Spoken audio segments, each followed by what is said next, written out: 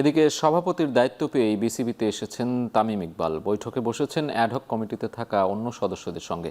এ মুহূর্তে মিরপুরের Sher-e-Bangla cricket stadium এলাকায় আছেন সহকর্মী ফারহান ইহসান। ফারহান, এই অ্যাডহক কমিটির বৈঠকে কারা কারা যোগ দিয়েছেন, কমিটির সদস্যদের সঙ্গে কোনো কথা হয়েছে কিনা জানাবেন। জি সাজিদ, আমি আসলে সকাল থেকেই মিরপুর শেরেবাংলা স্টেডিয়ামে অবস্থান করছিলাম। আপনারা জানেন যে আজকে আসলে ঘটনাবহুল একটা দিন, কারণ মাত্র 5 মাসের মধ্যেই কিন্তু আমিনুল ইসলাম বুলবুলের ক্রিকেট বোর্ড ভেঙে গেছে এবং আজকে এনইসি থেকে কিন্তু বিকাল 3টার পরপরই নতুন 11 সদস্য বিশিষ্ট অ্যাডহক কমিটি ঘোষণা করা হয়, যেখানে তামিম ইকবালকে সভাপতি ঘোষণা করা হয়। এবং আমরা জানতে পারি যে খুব শীঘ্রই কিন্তু নতুন কমিটি কিন্তু অল্প সময়ের মধ্যেই তারা বিসিবিতে আসেন। বিশেষ করে বিকাল সন্ধ্যা 6টার দিকে আমরা দেখি যে তামিম ইকবাল বিসিবিতে প্রবেশ করেন এবং একে একে অ্যাডহক কমিটির বাকি সদস্যরাও কিন্তু আসলে প্রবেশ করেন।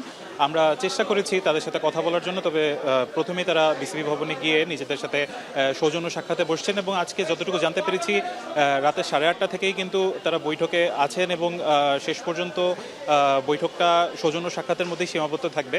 আমরা যেটুকু জানতে পেরেছি আসলে আমিনুল ইসলাম নেতৃত্বাধীন বোর্ডটা আসলে মূলত ভাঙার কারণ হচ্ছে তাদের মধ্যে সমন্বয়হীনতা এবং গত নির্বাচনের পরপরই কিন্তু আমরা জাতীয় নির্বাচনের পরপরই কিন্তু একটা আন্দাজ পাওয়া গিয়েছিল যে বিসিবির সাবেক বোর্ড কিন্তু ভেঙে যাচ্ছে। কারণ হচ্ছে আসলে নির্বাচনের পুরো প্রক্রিয়াটাই আসলে প্রশ্নবিদ্ধ ছিল এবং বোর্ডের কর্মকর্তাদের মধ্যেও কিন্তু নানাবিধ সিদ্ধান্তহীনতার অভাব আমরা লক্ষ্য করেছি।